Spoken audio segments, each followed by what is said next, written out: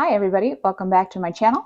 Today we are going to make Devonshire splits, or Devonshire splits. I think it's Devonshire. But anyway, they look really good, like a little tea party waiting to happen.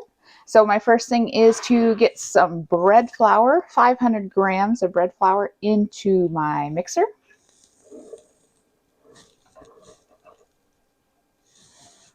And I've got my dough hook on, as you can see. I'm going to add 40 grams of unsalted butter. Okay, and it is softened to room temperature. And sugar, I've got 40 grams of caster sugar and 14 grams of fast action yeast. Seems like a lot of yeast, but we are going to have this rise. So we've got yeast and then salt. I just need a half of a teaspoon of salt today. So I'm going to throw that in there.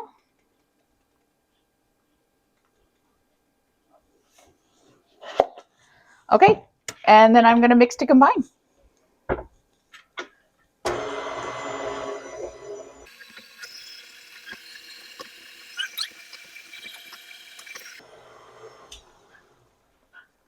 Okay, the butter didn't break up or anything, so it's mixed, but you still see chunks of butter. So what we've got to do is add the milk. Now I've been warming my whole milk in a small pan back here. So it's just warm to the touch is all it is. But I've got 525 milliliters of whole milk, and it says to add to the bowl with the flour mixture and mix for 5 minutes. Okay.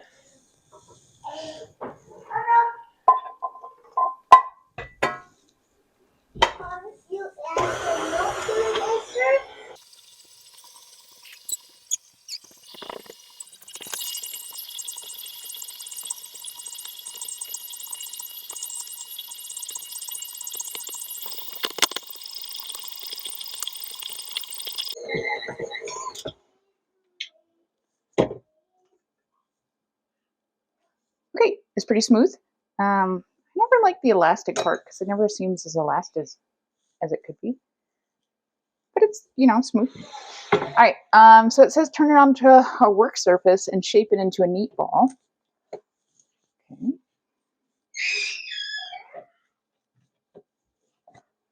Neat ball. Okay. Well, there's a ball. I don't know if it's a neat ball. I suppose there's some way to fold it so that it's a neater ball. How about that? Okay. I get caught up in the specifics. Anyway, okay. So now I just need to place in an oiled bowl, which I have at the ready, and leave to rise for an hour and cover it. So I'll see you in an hour. All right, it has been an hour, so our dough has risen, and ta-da! Ooh, look at how pretty that looks. Okay, what I need to do is divide it into the 12 pieces, or the 12 splits, whatever you want to call them. So I'm going to turn this out. It looks so nice. That neat ball was really cool. Okay, and I just need to knead it for, what does it say, 30 seconds, just to knock any air pockets out.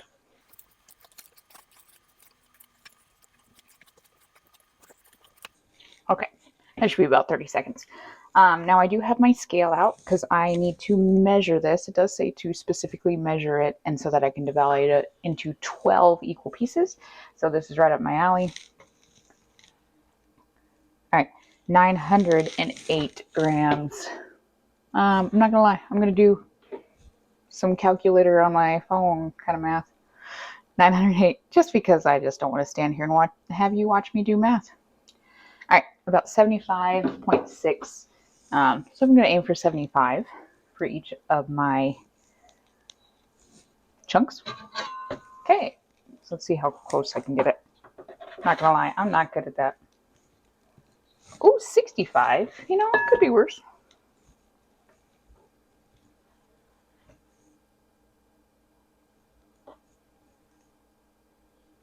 Okay, so once I have the 75, I'm supposed to shape it into a neat ball, again, with the seam on the underside. Okay, so I'm going to shape it into a neat ball, seam on the underside, and then place it on my rack. It does say to leave plenty of space. Yeah, leaving plenty of space in between each one to allow for spreading during proving and baking. It doesn't necessarily say how much plenty is. I think they're about the size of a teacup, you know, like when they're done. So I'm going to try to leave plenty of space. I have an extra sheet just in case I need it, so I'm ready. Let's do this.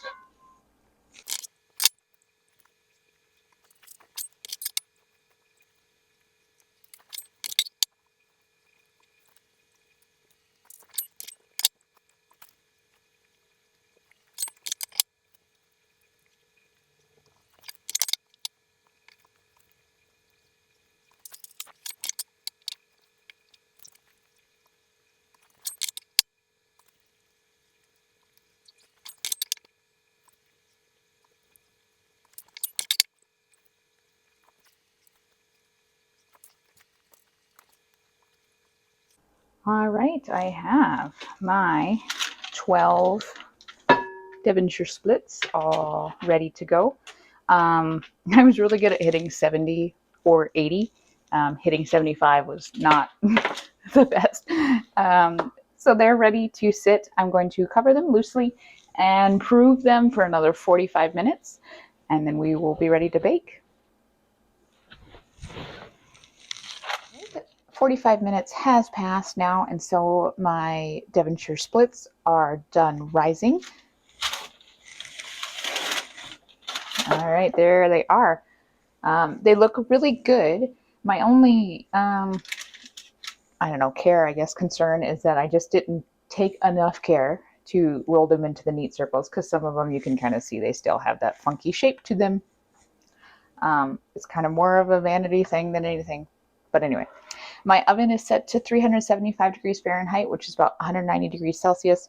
I do need to brush my splits with milk, so I'm just going to do that real quick before I stick them in the oven.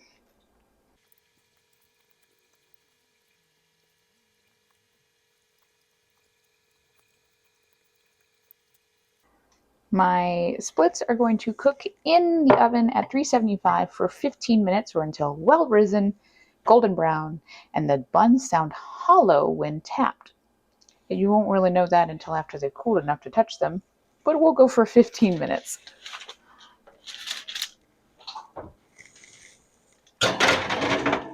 15 minutes has passed, so we are ready to pull our splits out of the oven.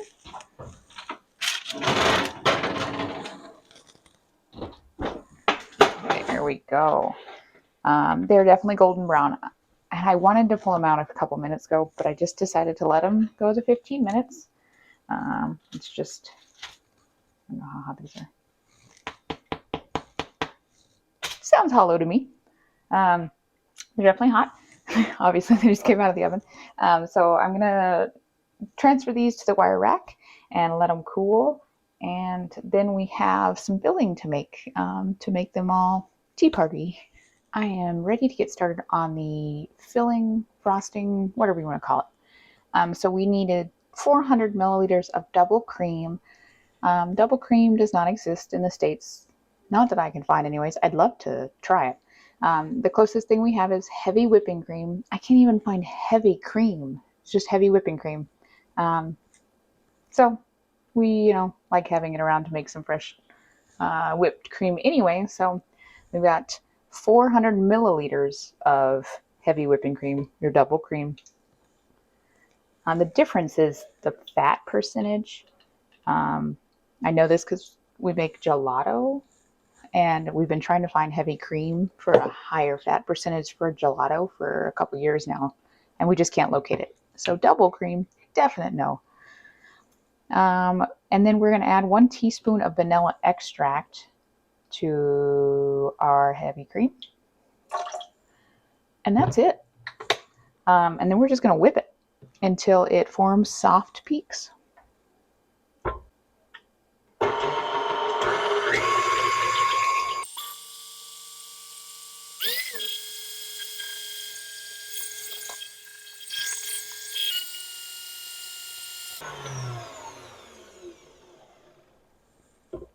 All right, there we go. we've got some peaks now. Okay. I'm going to spoon this into my piping bag to get us ready to fill our splits. All right, so I've got my heavy whipping cream and vanilla in my piping bag. I personally would like to see a little bit of sugar in there. I'm going to hold reserve until I taste it. But ours usually has a little sugar when we make whipped cream. So anyway, so what I've got to do is I've got to cut all of my scones in half. So I'm just going to run a serrated knife and cut them. I guess I could hold it over here, huh? It says cut a deep slit. So I'm just going to do that real fast.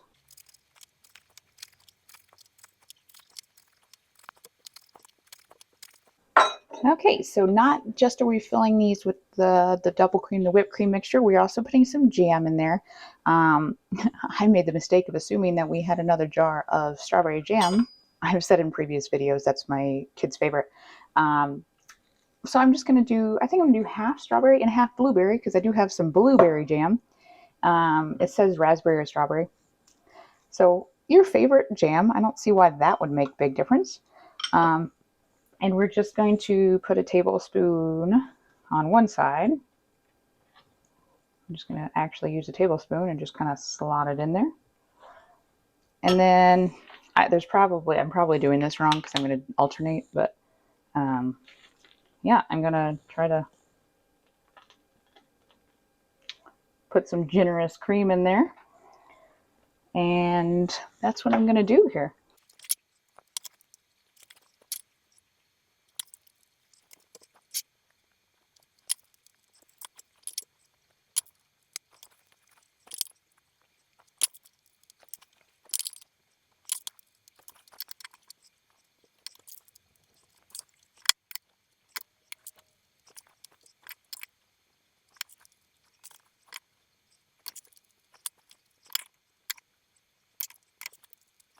Okay, and then just to finish these off, I get to dust them with a little icing sugar, powdered sugar, just to make them look all pretty. Not that they're not already. I would have maybe used a little bit more of the cream filling on the first few had I realized how much I actually had. But I didn't. I have quite a bit left over, and I was feeling them pretty full at the end. So maybe I'll just serve my little splits with some of the extra cream when I'm done. Okay, I'm going to taste this one. It's a strawberry one because there was actually ended up being 7 strawberry ones instead of just 6 and 6. Smells really good.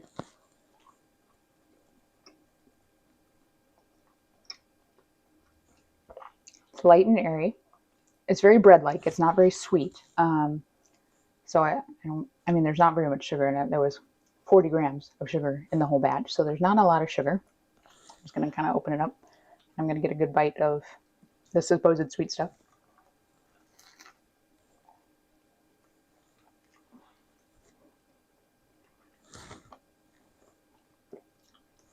Okay, you definitely need good jam because the jam is the flavor that carries through.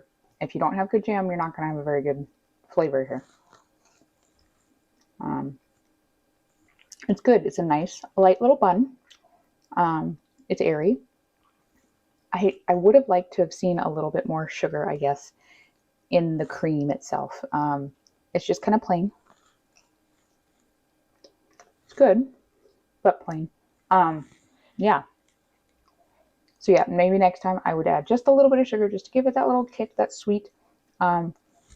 It's just not as sweet, I guess, as I was hoping. The jam is what gives it the sweetness. Everything else is just kind of, it is. But it was an easy recipe, and it's cute. I like them. They're just cute little buns. Sorry, I got something in my teeth.